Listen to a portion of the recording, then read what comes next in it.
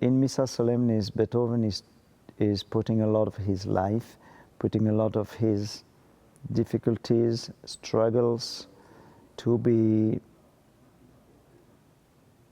a man he wanted to become and never really could socially. He had to go through gigantic health problems. He was full of turmoil, and he took more than 4 years to write this Missa Solemnis at the end of his life. He's asking for the help, in a religious way, that he needs to go forward, to continue to be able to have inspiration like Kyrie, eleison. We need you, please help. So this is, I think everybody needs help, whether it's symbolic help, religious help. It's a Missa, so it's a Catholic liturgy. But the Kyrie is symbolically the best thing we could start a tenure. You ask with the beauty for help, and then we all have our way to perceive what help is. No judgment. We're all different, and that's beautiful.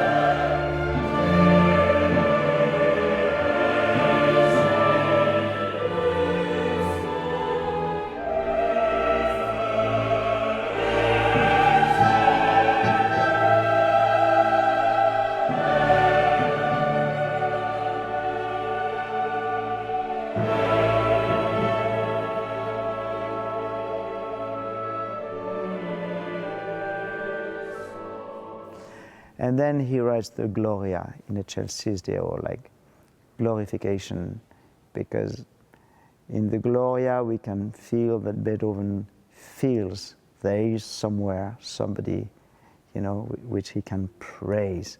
And it's in D major, and it's loud and spectacular, and Gloria in Dei Patri, really something which is putting sun and luminosity in the orchestra, in the sala, in the organization, in the audience. It's just like a tsunami of light, and it takes you like in the face. Gloria is 12 minutes of unstoppable energy.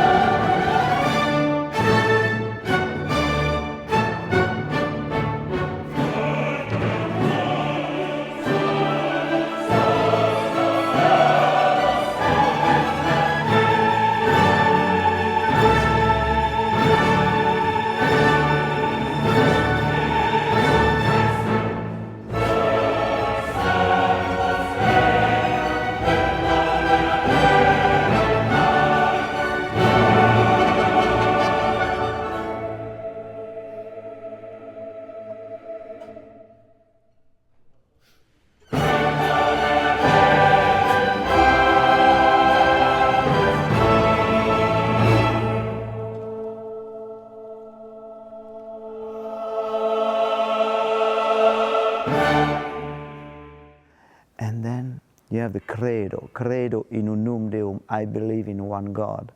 That was a difficult one. It lasts 25 minutes.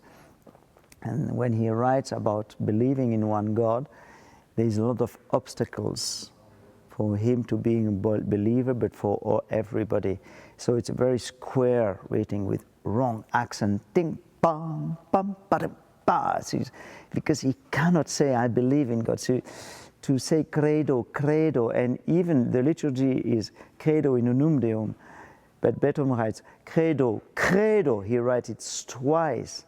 I believe, I believe. The first one is credo, the second one is credo with a sforzando. He wants to convince himself. And then the credo is a piece of modern art. You cannot believe it's Beethoven. It's like the late string quartets. It's impressionismus. So this is the central part, this I believe. 25 minutes, stupefying. You have his crucifixion, you have the resurrection, they go to sky, his spirit goes to the sky. I mean, it's just, the dramatic story of, God. But it's so concretely expressed. Well, after his death, you have his spirit going to the sky. It only scares pom, pom, pom, pogadigadam, pigadigadam. And, I explained to the orchestra after the crucifixions, he writes, like, you can feel the hammer and the nail on his hands. It's so dramatic. It's horrible. And we have to describe this horrible side of this story, which is symbolic or not. It's mainly symbolic. And then when his spirit goes to the sky, it's also so well written that he's always scales one after the other, going up, up, up, and you feel like you're going up too. I mean, it's very spectacular.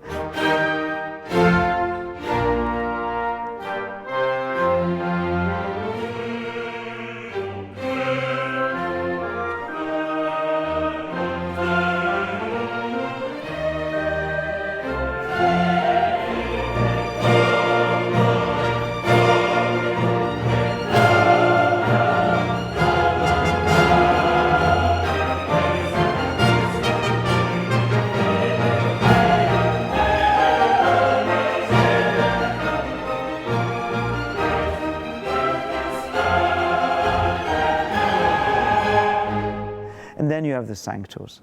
Sanctus, is looking for peace.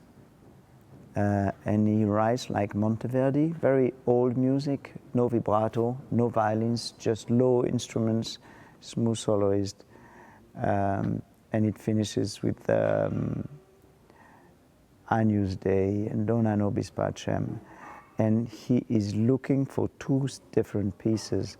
He's looking for his own peace of mind in his faith, and he's also very clearly writing, he's changing the liturgy a little bit, that this peace is coming from his heart, and he's hoping that it can go to the hearts of all the people who will listen to the piece. He writes it from meinem Herz zu Herzen, so from my heart to other hearts, very clearly, mit Andacht, with devotion.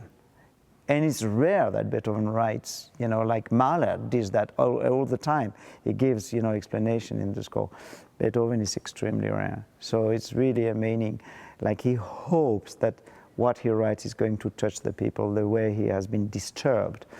But I am also disturbed when I think I have to conduct Missa Solemnis, very much. I mean, I didn't sleep well last night because I have concert tonight, but I'm happy to be disturbed. I was happy not to be able to sleep because it's beautiful to be disturbed by a piece of art. It's incredibly special. I was like this, the eyes open in obscurity in my hotel room, and I said, what a chance. But it's not easy, because you feel the responsibility of transmitting this piece of art. With the Dona, nobis, pacem, the difficulty I have as a conductor, any conductor, is to have the right tempo. Because, for example, if you do Dona, nobis, pacem, yeah, okay, well, fine. And if you Dona, nobis, pacem, okay, it's too fast. So you have Dona, So just the pace, it's the most challenging thing to do for the conductor in the Missa Solemnis. Although that Beethoven always wrote very precise metronomic indication in his scores for the symphonies. He writes 82, 88, 140, blank, blank. Missa Solemnis, no metronomic mark at all. He didn't have time, and then he was too tired. So we have to compare titles, you know, Allegro ma non troppo assai, Allegretto vivace, all that, with other pieces with the same titles. So I did, of course, all this research. And then you have to put things in context with the words and with that. But as you have no idea about the tempo, you have to have it in you. So I try to absorb myself with the words, with the piece, and I gave the orchestra and the choir a lot of metaphoric images about these special words.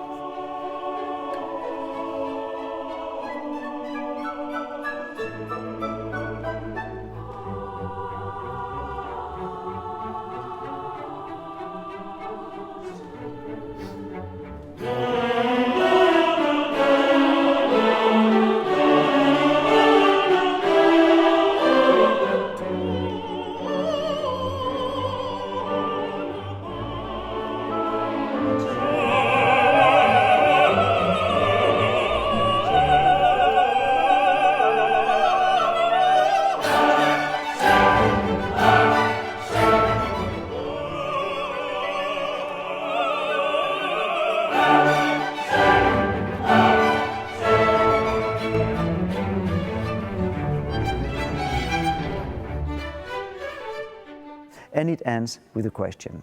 Beethoven didn't want to make a statement like, we have to believe, I'm a believer, it saved my life, or you have to believe, whatever. It ends with a question. Like Symphony Pastoral, you have this gorgeous melody,